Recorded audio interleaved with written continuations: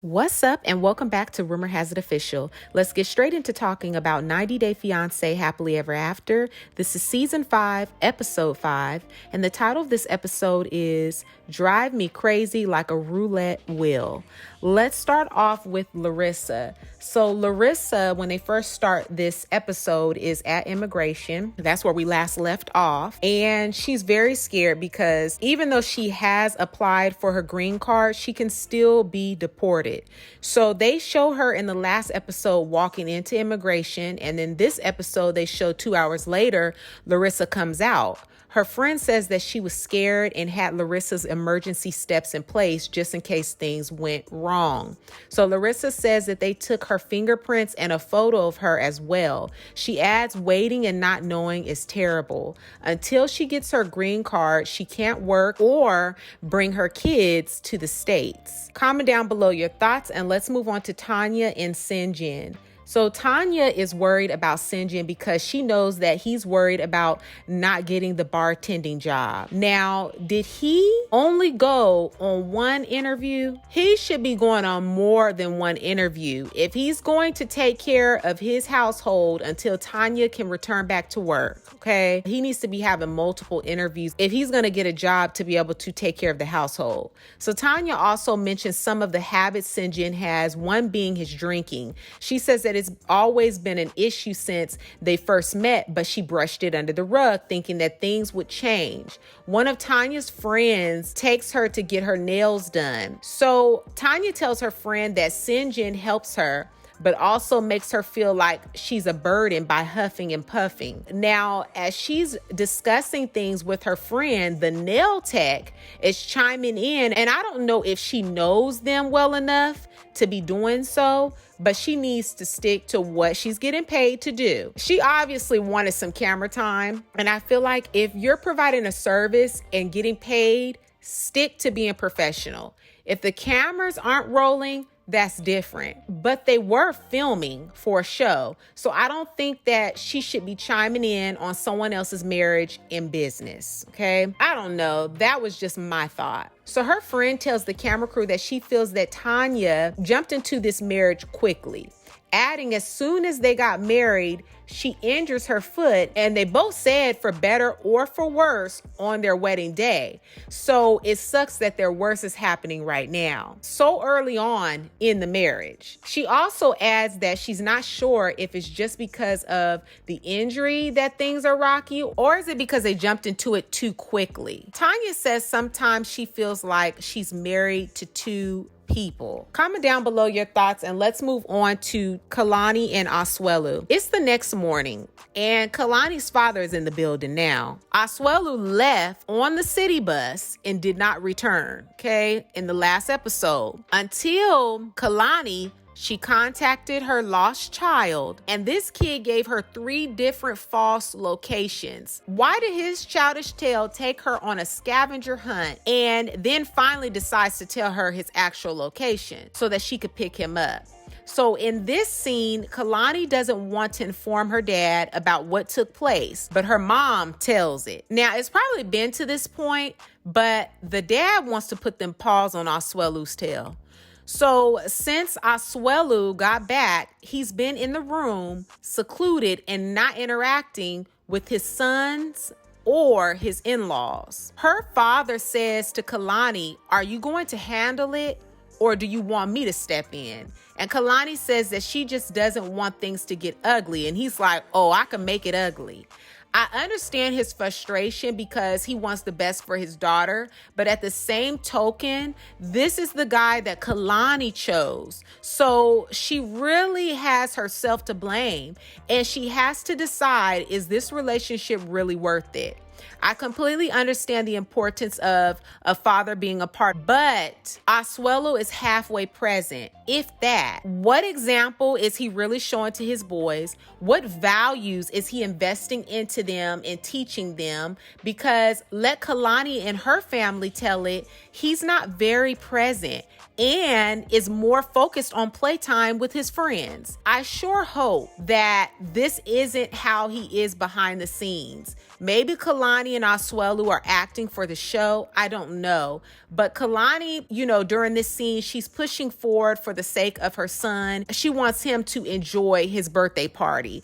So her mother tells her husband to promise to stay in control regardless to Asuelu's actions. Kalani is unsure if Asuelu will be joining their son's birthday party. And even though he is in the wrong, she decides to go and check on him. I would have left him in that room and wouldn't have given him one bit of my energy. He's a child throwing a flipping tantrum. And, she's going in there in this room back and forth. And he's in the room playing a video game and telling her that he doesn't want to talk. It's just ridiculous. Comment down below your thoughts and let's move on to Colt. So Colt and his mom are going to Brazil. Debbie says that she's a little anxious. It's obvious she is because she's worried about a lot of things, even though her son is reassuring her that things will be okay. She says to Colt, if she gets a weird feeling about Jess, will he end things with her? And Colt tells her that he doesn't know. Now, in the next scene, they show that Colt and his mom have landed in Brazil. Jess is at the airport already waiting on Colt and Debbie while they collect their luggage. She says that she's excited to see Colt, but also has the conversation that she had with Larissa on her mind because Larissa told her to be careful because Colt has a lot of women. Jess still wants to give her relationship with Colt a chance. Debbie and Jess's first meeting was very awkward. And Debbie says her first impressions of Jess is that she seemed like a very pretty little girl. Wait, excuse me? Pretty little girl? First off, Debbie is mad shady for that comment. Jess is a woman. And she could have even addressed her as a young lady, but not a little girl. Now, before they get in the taxi, Jess, Colt, and Debbie, of course, talk with the camera crew. And Jess says that she needs her alone time with Colt for sex. And Colt instantly looks over at his mother. Now, why does she say that in front of his mother? She could have been more respectful and kept that to herself. When Colt says that he hopes his mother didn't hear that, the look on Debbie's face. Now, this set the tone for how the rest of this ride to the hotel was going to be. That pissed Debbie off, you could tell. So Debbie sits in the back and Colt and Jess are in the front of her. They don't hold back from showing PDA, and it gets under Debbie's skin so much that she starts throwing a fit. Jess tells the camera crew that she thinks that it's weird that Debbie came because it's her vacation and her moment with Colt. She would have preferred that he had come alone. In the taxi, Colt and Jess share their future kids' names with Debbie, and Debbie is a ticking time bomb ready to explode. She is not happy one bit. Debbie tells the cameras that she believes Jess is trying to force him into thinking that he really wants to settle down and have a family. I'm so convinced that this woman wants her son to herself and doesn't want him to have a love life. Now, in the taxi, Jess and Colt are kissing and Debbie is bugging out. She says, "Oh my God, you're kidding me, right?" And then starts fussing, saying that she really needs to go lay down. Colt says that his mother was really embarrassing him in that moment. He's afraid that Jess and his mother won't get along. Comment down below your thoughts and let's move on to Angela. So Angela is packing up for her flight to Nigeria, and her friend Amy will be taking care of her mom and grandkids while she's gone. She says that her mom gave her blessing to marry Michael, and while she should be happy, it's bittersweet because her mother hasn't been feeling well. She goes on to say that anything can happen and it could be her last time seeing her mom. Angela heads to the airport and calls her bestie JoJo. She says even though she's grateful JoJo is going to be her witness, it's not the same because she wants her daughter Skyla to go with her and be by her side. Once she gets to this airport, it really starts to hit Angela hard what she's about to go do. This trip hits different than all the other trips because she's going to marry Michael this time. She says that she's happy but still a nervous wreck. Comment down below your thoughts. Let's move on to Tanya and Sinjin. So things are a bit tense between Tanya and Sinjin right now. And one of the problems is his drinking. So I guess this season they're painting Sinjin as an alcoholic. Syngin says the bills are piling up and he feels a bit suffocated. In this scene, they go to dinner and Syngin opens up that things happen so fast and he feels that they need to talk. He feels if she didn't get injured, they would be traveling around. Tanya wants to hold Syngin more accountable and says that he's not balancing work and drinking well. Syngin says that he didn't come to America to build a life in America. All of these things they should have talked about way before marrying. Syngin doesn't feel like things are going to work in America. Syngin also mentioned what's crazy to him is that Tanya wants to stay in America and build a family with him, but doesn't even recognize him as her soulmate. This is where that comment she made comes back to bite her hard. Comment down below your thoughts and let's move on to Andrei and Elizabeth. So Elizabeth is in the kitchen with Andrei's mother and she isn't speaking English to Elizabeth. Now, I know she knows some of their language, but I think that she still needs her husband to translate. Elizabeth says that it's their first day in Moldova and she's excited that they're there, but just a bit jet lagged. She says she's exhausted. I think at one point, Andrei's mother tells him to translate what she's saying to Elizabeth, and he tells his mother, no, just talk to her, Mom. Wow. Elizabeth says that she really wants to get to know her mother-in-law, but it's hard when there's a huge language barrier. Now, let's get into this tension, this power trip between Andrei and Elizabeth. Obviously, Andrei is triggered and is trying to act like he wears the pants in the relationship when he brings nothing to the table in their marriage but demands and being a nanny. And I'm sure he halfway does that. But he hides behind that because he's gotten so comfortable riding off of Elizabeth's family's coattail. I love when Elizabeth says to him, is that why you have a job? You're the man, right? Andrei feels insulted and nobody really cares. Comment down below your thoughts and let's move on to Paul and Karine. So Paul and Karine are back at the hotel, and in the previous episode, he took her and the baby to get his car, and Karine wasn't very happy with the outcome. Now back to this episode. In this scene, Karine is very irritated with Paul.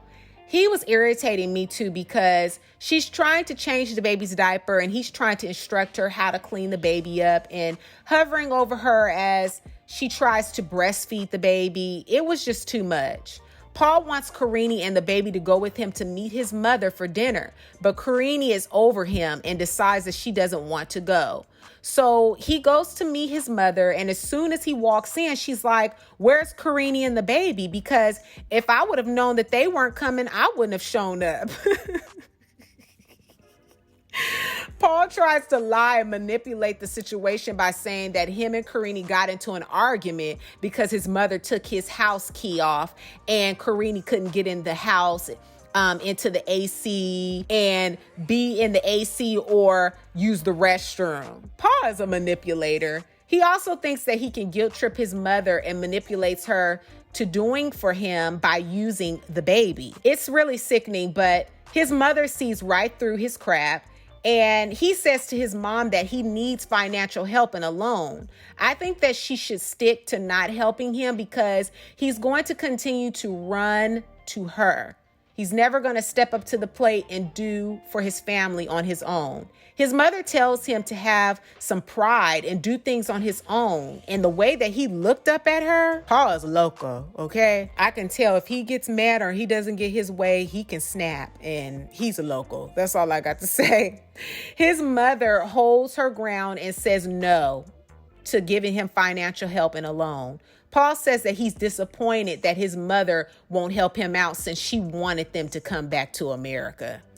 Comment down below your thoughts and let's move on to Kalani and Asuelu. So Kalani is still trying to baby Asuelu and beg him to come out and be a part of his son's birthday party. She is making Oliver's party about Asuelu, and I would have left him right in that room. Now guests start to arrive, and of course, with some time, they start to inquire about Asuelu's whereabouts. Kalani goes back into the house and tries to get him to come out. Asuelu tells her that he doesn't care, that he's going to say something bad to her if she doesn't leave him alone. He sounds like a rebellious teenager. Her father says that he doesn't like that Asuelu was in his room all week, acting like a little child. He tells Asuelu that he doesn't care about how he feels, that he needs to put his problems to the side and go interact with his son. After he scolds him, Asuelu goes outside and tries to put on a show like all is well, putting his arm around Kalani and really trying to put on for the guests. But he didn't do a thing to contribute or help with this party. He didn't do anything to help the party be a success. Kalani's sister says that it's annoying knowing everything that's going on and see him put on this act. He made it in time for the birthday cake and the birthday song. That's it. He helps a little with cleaning and tries to make small talk, saying this weekend is really rough, right? Adding that he's excited they made the babies happy. Kalani wants an apology from Asuelu, but he doesn't feel that he did anything wrong and is obviously really good at sweeping things under the rug. Comment down below your thoughts and let's move on to Angela. So Angela has arrived in Nigeria and says that this time feels different because they're getting married. Michael seems pretty calm when he sees Angela, but says that he's very happy. This time, they will be staying together in an apartment to see how they'll do staying with each other, you know, if they lived in America, just like, I guess, a trial run. Once they get to the apartment that Michael picks out, Angela likes it and says that it's cute, but there are two things that she doesn't like. One being the bed. She commented on the mattress being hard. The second thing was when she walked into that kitchen, y'all, that dead rat. No. I couldn't stay there. I just couldn't. Angela's screaming and telling Michael to get it out of the apartment. And Michael, he seems scared to pick up the rat himself. He seems so scared the way he was like trying to like pace himself on how he picked it up or be very cautious on how he picked it up. He was scared too. He was so wrong for chasing Angela with that dead rat, but it was so hilarious. Comment down below your thoughts and let's move on to Andrei and Elizabeth. So Elizabeth and Andrei are headed to the bar with some of Andrei's friends. Elizabeth says ever since they got to Moldova, Andrei's acting like an alpha male. His friends want to know if he's working in America, and his response is no. Why should he be working? His friends go on to say that a man should. He should be working. Andrei laughs, saying that he's a housewife. His friends say that America's changing Andrei, adding that he's becoming too soft and they don't like it. Andrei says that he's still going to be the man of the house and make all the decisions. It's going to be very interesting seeing Elizabeth's family and Andrei's family come together. Once they leave the bar, it's obvious that Andrei is drunk because he's talking crazy and just going on and on. And I didn't like when he said that her sister will be sleeping in the basement if she doesn't act right. I didn't like that. He said something along those lines. I just don't like Andrei's style, to be honest. I don't see how Elizabeth puts up with it and is attracted to him. I mean, they often say opposites attract, but she's just like him. So comment down below your thoughts and let's move on to Tanya and Sinjin. So Tanya tells Sinjin the soulmate comment is not even an issue. She starts getting emotional at the table and Sinjin explains to the camera crew that, you know, it could be hard for him to understand why Tanya wants to make future plans with him and she doesn't even see him as her true soulmate. Syngin wants to start a new chapter with Tanya, but at the same time doesn't know if he was truly ready to start the new chapter. The more he talks, the more evident it becomes that Syngin wants out of this marriage. She has injured herself and he doesn't want the responsibility of caring for her and the pressure of having to step up and provide for the household. He wants to be free. Comment down below your thoughts and let's move on to Larissa. So Larissa feels a bit jealous of Colt's new relationship and decides to reach out to her ex-boyfriend, Eric. They broke up because they had a lot of problems and she felt as though he didn't admire her anymore. Eric is wired different and underlying crazy, I think. Just my opinion. I don't know why I feel that way, but I do. I really feel like he's wired a little bit different. Anywho, this relationship was toxic, just like the one with Colt, but not as bad. She did say that she filed a police report against Eric. Eric says, how does he know that they aren't going to go back down the same road? And Larissa's response made no sense, so I won't even try to repeat it. But at this lunch, they decide to get back together, but take things slowly this time. Just have to say, I think that Larissa's only using him to get what she wants out of him, money, whatever she can get out of him. I think that's the only reason why she's going back to this relationship. One, so she's not lonely. And then two, so that she can get whatever she wants to get out of him. Anything that she wants to try to get that out of him. Now let's move on to Paul and Karine. So Paul and Karine are going to the grocery store, Kroger's to be exact, and they try to blur it out, but I know what I like Kroger's, so I knew that was Kroger's they were going into. And Paul thinks that he's impressing Karine by showing her the supermarket in America, but she says that she's not impressed because Brazil has large markets as well. Unless you're taking her from poverty to riches, she won't be impressed by anything Paul is offering. If he moved her into a nice apartment and took her sightseeing, took her to a nice restaurant, she would probably then see a difference. But because that's not happening, she doesn't feel much of a difference by being in America. With no money or job, how did Paul buy the things from the store? That's what I'm trying to figure out. Did production pay for it? Because he has no job, no money. I have yet to see him going on an interview. I haven't seen him do anything but beg his mama for money and stay in a hotel that he's not paying for, but that's only temporary. Now, once they get back into the car, they go house hunting, and Paul should be ashamed of himself. And the realtor is no good either for showing them that first place. She and the camera crew should have told Karine not to enter into that condemned, hazardous building with that infant baby. They next go check out a trailer home, which is better.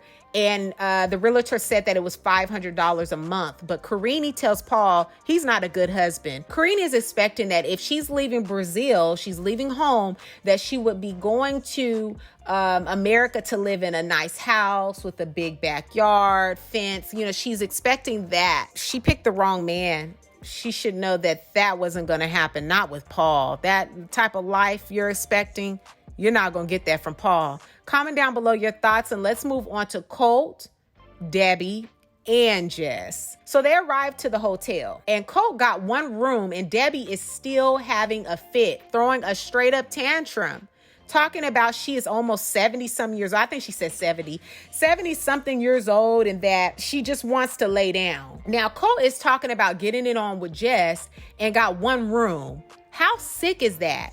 Who would actually be okay with their parent hearing them get it on? Also, since Debbie invited herself on this trip, she should have got her own room. But she thought that she was being slick by staying in the room, thinking that would stop Jess from staying with Colt. She's blocking heavy, big time blocking. Now, their mother and son relationship is twisted. So once they get to the room, Debbie lays down and Jess goes into her room telling her that she's in Brazil and she should sleep later. My thing is, she's seen how that lady was acting and that she was mad, snappy, and grouchy. So she should have left her alone. I mean, didn't she say that she didn't think that she should have come in the first place? So I wouldn't be worried about her wanting to lay down and sleep.